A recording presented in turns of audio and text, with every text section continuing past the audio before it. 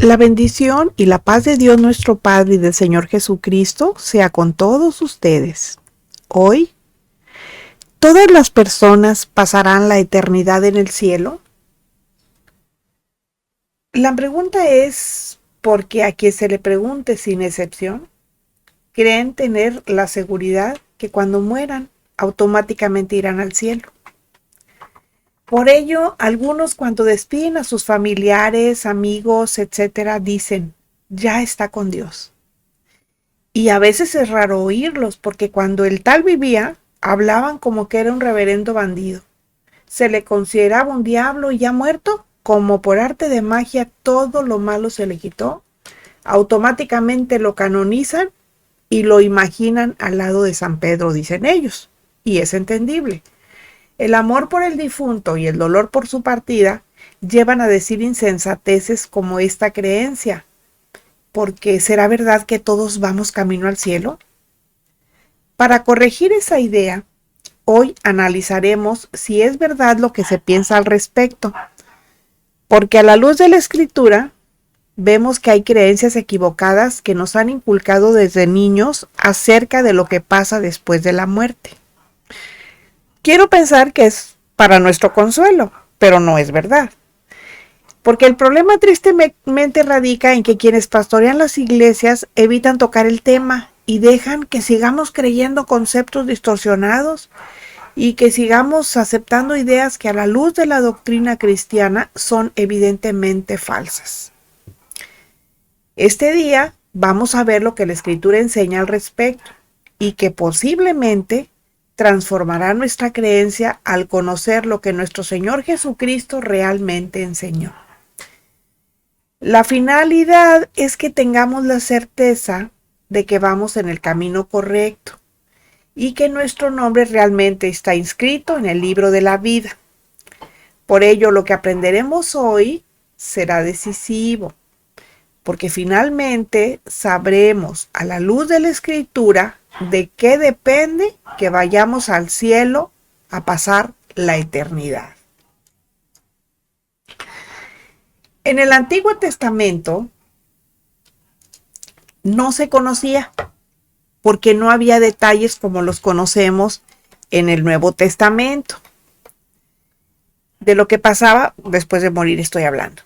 Se creía que había un sitio a donde todos los muertos sin excepción iban a parar. No había diferencia entre los justos que vivían bajo la ley de Dios y los impíos que vivían apartados de Dios y de acuerdo a sus propias ideas. Pero si Dios es justo, ¿por qué no habría diferencia entre los unos y los otros? ¿Por qué no se premiaba a quienes lo seguían fielmente? Y entonces vemos que con el tiempo esa forma de entenderlo fue cambiando. Y los profetas empezaron a hablar, aunque de manera muy por encimita, digamos muy velada, de la promesa de un nuevo cielo y una nueva tierra, que obviamente ayudó a la confianza de quienes perseveraban con fe en el Señor. Isaías 35 del 7 al 9 dice, el lugar seco se convertirá en estanque y el sequedal en manaderos de aguas. En la morada de chacales, en su guarida, será lugar de cañas y juncos. Y habrá allí calzada y camino, y será llamado camino de santidad. No pasará inmundo por él, sino que él mismo estará con ellos. El que anduviere en este camino, por torpe que sea, no se extraviará. No habrá allí león, ni fiera subirá por él, ni allí se hallará para que caminen los redimidos. Isaías fue uno de los primeros en reflejar la transformación del pensamiento sobre lo divino y profetizó algo extraordinario, un nuevo cielo y una nueva tierra donde ya no habría llanto, ni sufrimiento, ni muerte. Aquí Dios no les estaba diciendo que solamente iba a haber vida después de la muerte. También les estaba diciendo que sería gloriosa, llena de su presencia y de justicia. Seguramente a quienes se enfrentaban tiempos y circunstancias difíciles, pues debió haberles consolado, porque les aseguraba que Dios no olvidaría su fidelidad a Él y como recompensa les daría una vida gloriosa. Ahora, Isaías les estaba hablando de un lugar físico, de una verdad espiritual. Pues es la Biblia la que nos da la respuesta que puede cambiar completamente la manera en que entendemos el cielo. Daniel 7, 13 y 14 dice: miraba yo en la visión de la noche, y aquí con las nubes del cielo venía uno como un hijo de hombre, que vino hasta el anciano de días, y le hicieron acercarse delante de él, y le fue dado dominio, gloria y reino, para que todos los pueblos, naciones y lenguas le sirvieran. Su dominio es dominio eterno, que nunca pasará, y su reino uno que no será destruido. Esta también es una visión que tuvo Daniel, y es impresionante que describe a un hijo del hombre viniendo sobre las nubes, dice, recibiendo un reino eterno donde los santos reinarían a su lado.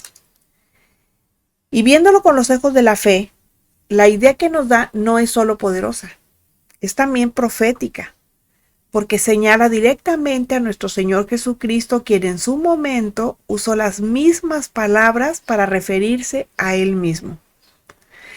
Daniel no solo vio el cielo como destino final, lo vio como el lugar de gobierno y autoridad donde los justos participarían en el reinado divino. Ahora, ¿el cielo es solamente un lugar de descanso o tiene un propósito y una misión en específico?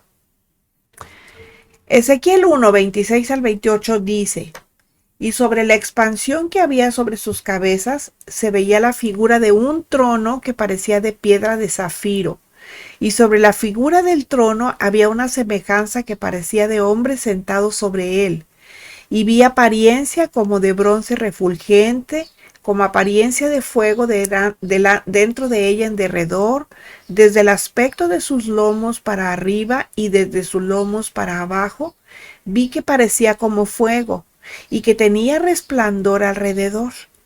Como parece el arco iris que está en las nubes el día que llueve, así era el parecer del resplandor alrededor.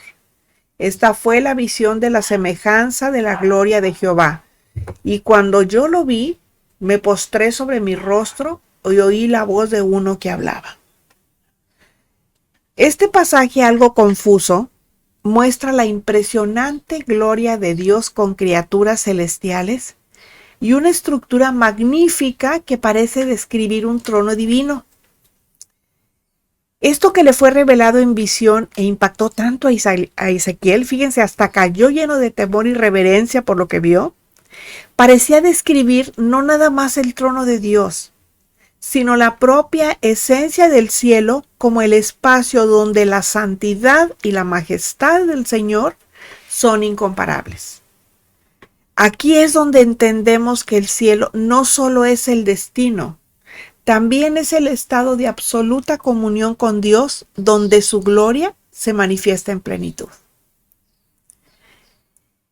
Entonces, en el Antiguo Testamento, la idea del cielo se fue conociendo poco a poco, pero a Dios le plació revelar más detalles usando a sus profetas, que además de recibir destellos acerca del cielo, también entendieron que la fidelidad a Dios era y sigue siendo el secreto que lleva a quienes creen en Él a tener el futuro glorioso en su presencia que Él ofrece. Esto es muy importante para nuestros días, porque nuestro camino en la vida espiritual no solo es para el aquí y ahora. Se trata de una promesa eterna. Isaías 41:10 dice: no temas, porque yo estoy contigo. No desmayes, porque yo soy tu Dios que te esfuerzo. Siempre te ayudaré, siempre te sustentaré con la diestra de mi justicia. Es cierto que a veces enfrentamos situaciones difíciles, pero esta palabra es un recordatorio de que Dios está comprometido con su pueblo dándonos la certeza de que quienes confiamos en Él tendremos un destino maravilloso. Esto definitivamente nos compromete a vivir con la mirada puesta en la eternidad, a vernos como si ya estamos realmente sentados al lado de Cristo, como dice su palabra en Efesios. Los profetas no lo conocían todo, pero confiaban en Dios. No veían el cielo de la misma manera que nosotros lo vemos hoy, pero tenían la fe de que algo grandioso estaba reservado para quienes anduvieran en los caminos del Señor. Esto nos enseña que la fe no depende de lo que vemos, sino de tener confianza ciega en lo que enseña la palabra de Dios. Por ello, así como Isaías habló de un nuevo cielo y una nueva tierra, y Daniel vio un reino eterno, nosotros también debemos de tener la certeza de que esas promesas no se hicieron en vano y que la visión que del cielo había en el Antiguo Testamento no trata únicamente de un lugar en el futuro, se trata de la presencia de Dios en el presente. Isaías 6:1 dijo: en el año que murió el rey Usías, vi yo al Señor sentado sobre un trono alto y sublime, y sus faldas llenaban el templo. Cuando Isaías vio la gloria de Dios llenando el templo, vio que el reino de Dios estaba más cerca de lo que imaginaba. Y nos lo presenta en su aspecto más amplio y pleno, enseñando que a lo largo del tiempo, el reino, igual que Dios, es uno solo. Lucas 17:21 en su parte B dice: porque he aquí, el reino de Dios está entre vosotros. Aquí nuestro Señor Jesucristo ya estaba enseñando que el reino de Dios ya está en la tierra, entre nosotros que lo podemos sentir viviendo esta realidad. Hebreos 4:16 dice: acerquémonos pues confiadamente al trono de la gracia para alcanzar misericordia y hallar gracia para el oportuno socorro. ¿Cómo la vivimos? Pues buscando constantemente la presencia de Dios. Sin embargo, en cuanto al cielo, Dios a través de los tiempos lo ha revelado a cuentagotas, pero tiene una finalidad, y esa finalidad es preparar a su pueblo para lo que realmente es, algo mucho más grande de lo que imaginamos.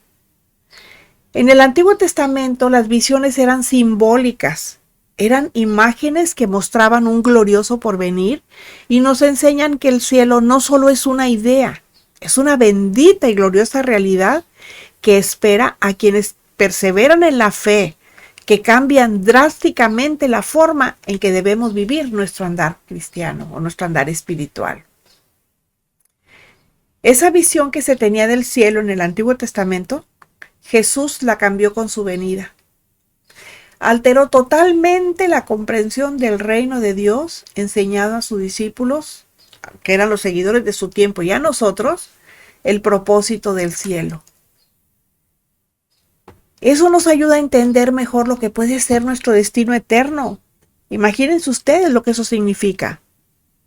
Lo que nuestro Señor Jesucristo realmente dijo sobre el cielo es que el cielo es el reino y gobierno celestial de Dios, y que en su momento transformará la tierra poniendo fin al mal, trayendo un mundo sin crueldad, lejos de la corrupción, sin sufrimiento y permitiendo que su voluntad se haga en la tierra. Esa es una imagen nueva y diferente de lo que se veía en el Antiguo Testamento, en donde el cielo se le consideraba como un destino futuro y misterioso. Nuestro Señor Jesucristo reveló que el reino de los cielos ya está entre nosotros. Ya no tenemos que buscarlo. Y sus palabras confrontaron las creencias de muchos, porque Él no hablaba del cielo como un lugar lejano. Él lo enseñaba como una realidad accesible aquí y ahora. Lucas 17, 20 y 21 dice: preguntado por los fariseos cuándo había de venir el reino de Dios, les respondió y dijo: el reino de Dios no vendrá con advertencia, ni dirán, helo aquí o helo allá, porque he aquí, el reino de Dios está entre ustedes. Jesús no enseñaba que el reino de Dios es visible para todos. Lo que decía es que está dentro de quienes le tenemos como Señor y Salvador, porque Él estaba hablando de sí mismo. Obviamente eso cambia todo, porque si es posible experimentar el cielo en la tierra, ¿cómo podemos hacerlo realidad en nuestro diario vivir? Pues viviéndolo, practicando nuestra fe y teniendo una relación personal con Dios. ¿Qué es eso? Pues para que supiéramos cómo ver el cielo, nuestro Señor Jesucristo narró a través de parábolas el reino de los cielos, comparándolo con una semilla de mostaza y con un tesoro escondido por el que vale la pena venderlo todo para poder tenerlo. Esto nos muestra que el cielo no solo es un lugar físico al que iremos algún día, porque es algo que crece dentro de nosotros, transformando nuestra vida. O sea, seguir a Jesús no es que esperamos a tener el cielo después de morir. Es más, vivir en la tierra a través de la fe, el amor y la obediencia a la palabra de Dios, porque tenemos perspectiva eterna y ya nos vemos en el cielo. Juan 14:2. En la casa de mi Padre muchas moradas hay. Si así no fuera, yo os lo hubiera dicho. Voy pues a preparar lugar para vosotros. Esta promesa nos debe traer la esperanza que refuerce nuestra certeza que hay un destino para quienes lo amamos y por lo tanto obedecemos. Aquí el punto principal de su enseñanza no era que nos enfocáramos en el futuro, sino en la transformación de nuestro presente, porque el cielo no es solo un lugar a donde vamos a ir. Primero tenemos que cumplir una condición que comienza aquí en la tierra.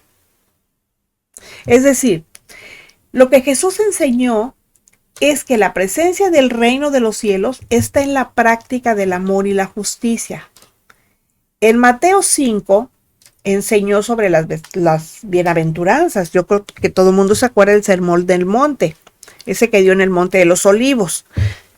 Él allí decía que todos los humildes y misericordiosos de corazón puro y pacificadores pertenecen al reino de Dios. Pero no solamente habló de ellos. También dijo que quienes aman a sus enemigos, perdonan sin límites y sobre todo buscan primeramente el reino de justicia, también es para ellos. Esto habla que el cielo no solo es un concepto, es lo que se manifiesta en nuestra manera de vivir y tratar a los demás, y quien vive conforme a estos principios ya está experimentando el reino de Dios en su vida. Miren, yo no sé qué clase de matrimonio puedan tener algunas personas que me estén escuchando, pero yo siempre le he dicho a mi esposo que haberme casado con él para mí es como tener el cielo en la tierra. Porque no quiere decir que en todo estemos de acuerdo siempre, no. No quiere decir que no discutamos a veces, no, porque eso le pone sabor a la vida. Pero la verdad es que son muchas más las cosas buenas, maravillosas y las bendiciones que Dios nos da que lo malo que pasamos. Por eso yo digo que yo ya tengo mi cielo aquí en la tierra. Y no lo digo por presumir o por nada, no, pero es que sí se puede experimentar el cielo aquí en la tierra. Algo muy importante es que el Señor Jesucristo nunca describió el cielo como un lugar lejano e inaccesible a nosotros. Al contrario, Él enseñó que al tener comunión con Dios a través de la fe, la oración y la obediencia, ya estamos participando de la realidad celestial. Juan 17:3 dice, y esta es la vida eterna, que te conozcan a ti, el único Dios verdadero, y a Jesucristo a quien has enviado. La eternidad comienza aquí en la tierra a partir de nuestra relación íntima con Dios. ¿Y saben por qué? Miren, Colosenses 3 y 4 dice, porque habéis muerto y su vida está escondida con Cristo en Dios. Cuando Cristo su vida se manifieste, entonces ustedes también serán manifestados con Él en gloria. Aquí Pablo dice que si hemos muerto a nuestra vida pasada y nuestra vida nueva está escondida en Cristo, pues no solo estaremos protegidos ahora, sino también cuando Jesús regrese para llevarnos al cielo con Él.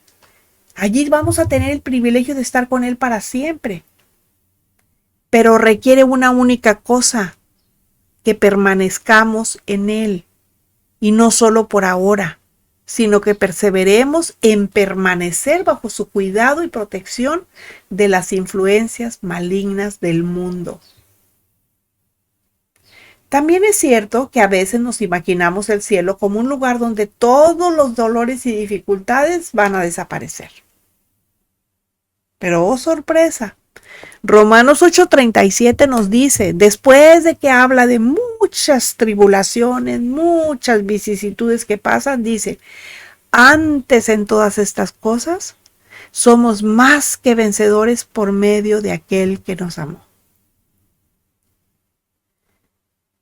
¿Qué enseñó Jesús con eso? Que el reino de Dios puede ser experimentado incluso en medio de las luchas, porque la paz que Él ofrece no es la ausencia de problemas. Es una paz que surge de la certeza de que estamos bajo el cuidado de Dios, tal como lo enseña el apóstol Pablo en este pasaje. ¿Sí? Ahora, ese más que vencedores, ¿sabe lo que significa? Ya en algunas otras ocasiones se los he dicho, pero los quiero recordar. Significa que podemos estar sufriendo mucho y que nosotros le pedamos a Dios y sin embargo ese sufrimiento o la causa que lo origina no se quita, seguimos confiando en el Señor. Porque si el Señor quitara el sufrimiento, pues nada más confiaríamos en Él, seríamos vencedores. Pero más que vencedores es cuando a pesar de las circunstancias seguimos creyendo en el Señor. Eso es ser más que vencedores. Entonces, si Jesús habló sobre el reino de los cielos como algo presente en nuestras vidas, ¿por qué lo vemos tan lejano? ¿Será por nuestra manera de vivir? Y sí, todos queremos ir al cielo, pero no nos preocupamos por vivir vidas que reflejen nuestro deseo. Porque tener fe en Jesús es un compromiso a vivir vidas transformadas desde ahora. Eso es traer el reino de los cielos a la realidad de nuestra vida. Ese es el verdadero discípulo de Cristo que no solo cree, sino que lo manifiesta a través de su testimonio. Si preguntan cómo se puede vivir esta realidad en la práctica, bueno, pues Jesús nos enseñó a orar en Mateo 6:10, venga tu reino, hágase tu voluntad como en el cielo y también en la tierra. Estas palabras muestran que el deseo de Dios es que el cielo y la tierra se alineen, que su voluntad se cumpla en nuestras vidas desde ya y no solo en el futuro. Porque cuando nos entregamos a Él y vivimos de acuerdo a sus principios, el reino de Dios se manifiesta en nosotros y a través de nosotros. Eso significa que cada acto de fe, cada gesto de amor, y cada decisión basada en la voluntad de Dios, que siempre va a ser buena, agradable y perfecta, es un reflejo del cielo en la tierra. Incluso con esta perspectiva revolucionaria, digamos, Jesús advirtió que no todos comprenderían esta verdad. Juan 18:33 respondió Jesús, diciendo, mi reino no es de este mundo. Si mi reino fuera de este mundo, mis servidores pelearían para que yo no fuera entregado a los judíos, pero mi reino no es de aquí. Eso lo decía porque muchos buscaban un reino terrenal esperando que Jesús estableciera un gobierno político. Pero Él dejó claro que su reino no era de este mundo. Él dejó claro que no vino a establecer un imperio humano, sino a transformar los corazones humanos. Pero esa transformación ocurre únicamente cuando nos rendimos a Dios, permitiendo que su presencia cambie nuestra manera de pensar, actuar y vivir. Porque el cielo no es un lugar reservado para el futuro, es algo que puede ser experimentado por todos los que vivimos en comunión con nuestro Señor Jesucristo. O sea, el cielo es un concepto muy amplio, que lo podemos vivir aquí en la tierra. Ahora, si el reino de los cielos puede ser experimentado aquí y ahora, ¿quién podrá entrar en él? ya en el cielo, cielo, cielo, de forma definitiva. Mateo 7:21 nos dice: no todo el que me dice, Señor, Señor, entrará en el reino de los cielos, sino el que hace la voluntad de mi Padre que está en los cielos. Entonces, ¿quién heredará el cielo? ¿Será que la salvación es solo por la fe o también por obras? ¿O cómo saber con seguridad que estamos en el camino correcto? El Nuevo Testamento enseña respecto de quién entra y quién queda fuera del cielo. Es una de las cosas más inquietantes para nosotros. Pero la Biblia nos da pautas claras sobre quién entrará y quién quedará fuera. Segunda los Corintios 5:17 dice: de modo que si alguno está en Cristo, nueva criatura es, las cosas viejas pasaron y aquí todas son hechas nuevas. Ya lo enseñó el Señor Jesucristo. Ninguno que aparente ser espiritual o religioso tiene asegurada la entrada al cielo. Solo quienes tienen una vida transformada y alineada con la voluntad de Dios.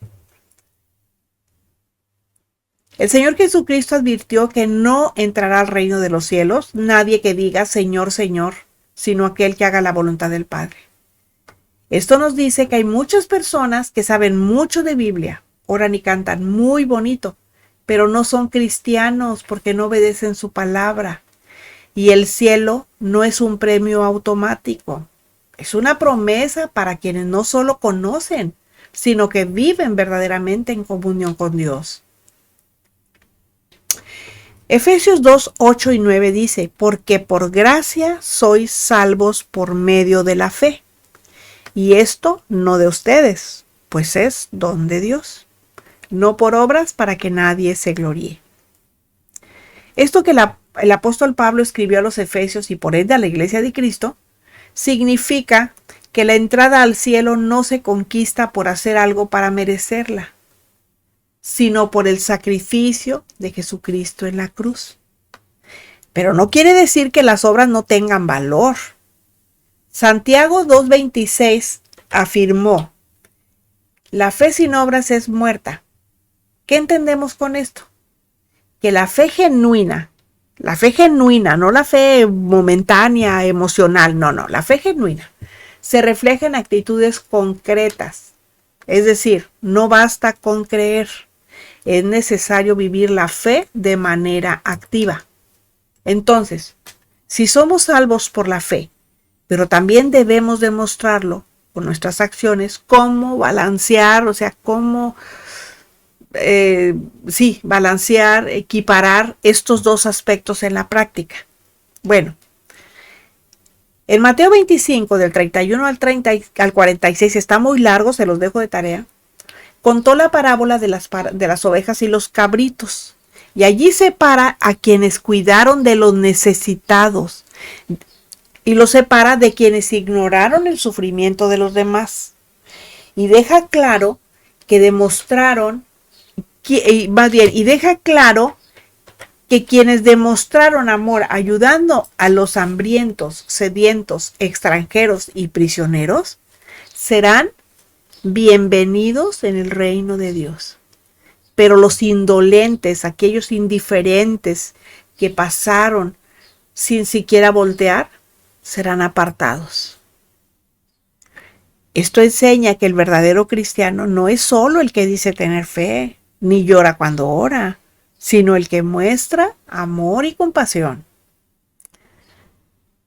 También hemos aprendido que el cielo no es solo un destino, es también la recompensa de vivir de acuerdo a los principios del Evangelio. Otro punto importante es que Dios desea que todos sean salvos. En 1 Timoteo 2:3-4 dice: porque esto es bueno y agradable delante de Dios nuestro Salvador, el cual quiere que todos los hombres sean salvos y vengan al llamado de la verdad. Esto es lo que Pablo escribe. Pero a pesar del deseo divino, no todos aceptarán ese llamado. Porque ¿a poco ustedes ven que muchos corran a acercarse al Salvador, a Jesús? De hecho, el mismo Señor Jesucristo enseñó en Mateo 7, 13 y 14 diciendo: entrad por la puerta estrecha, porque ancha es la puerta y espacioso el camino que lleva a la perdición, y muchos son los que entran por ella, porque estrecha es la puerta y angosto el camino que lleva a la vida, y pocos son los que la hallan. Aquí está dando a entender que aunque la salvación se ofrece a todos, solo quienes deciden seguir a Cristo entrarán en el cielo. Ahora, después de esto, preguntémonos, ¿realmente estamos viviendo en obediencia a los principios divinos que nos enseña la palabra de Dios para permanecer en el camino estrecho, o estamos distraídos y andando en las sendas torcidas que sigue el mundo? Porque de eso depende nuestra entrada al cielo. Apocalipsis 21 al 27 dice: no entrará en ella ninguna cosa inmunda o que hace abominación y mentira, sino solamente los que están inscritos en el libro de la vida del Cordero. Porque la Biblia también enseña que quienes tengan sus nombres escritos en el libro de la vida entrarán en la nueva Jerusalén, en la ciudad eterna. Pero los que no, serán arrojados al lago de fuego. Este pasaje es de los más impresionantes de las Escrituras porque nos revela que hay distinción entre quienes pertenecen a Dios y quienes han rechazado su llamado y por lo tanto pertenecen al enemigo de Dios. Y esa separación no es algo arbitrario, es la consecuencia por la respuesta de cada persona al rechazo de la gracia de Dios. El libro de la vida no es un registro de buenas obras. Es un testimonio de quienes han aceptado a Jesucristo como Señor y Salvador. ¿Y cómo podemos tener la certeza de que nuestro nombre está escrito en ese libro?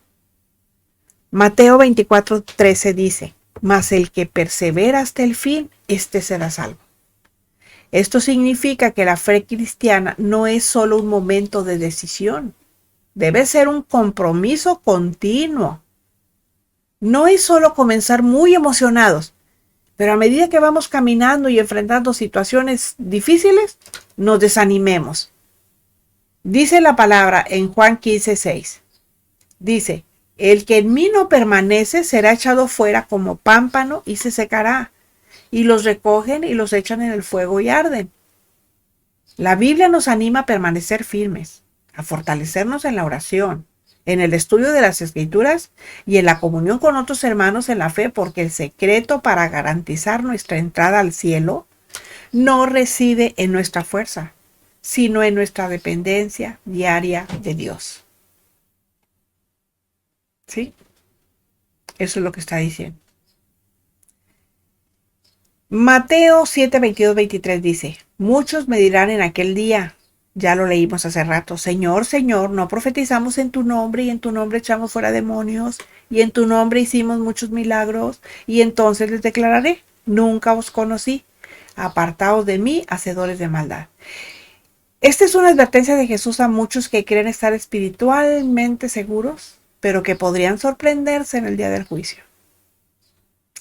El texto describe un conjunto de circunstancias en las que las personas pudieran haber hecho muchas cosas en su nombre, pero él responderá: no los conocí.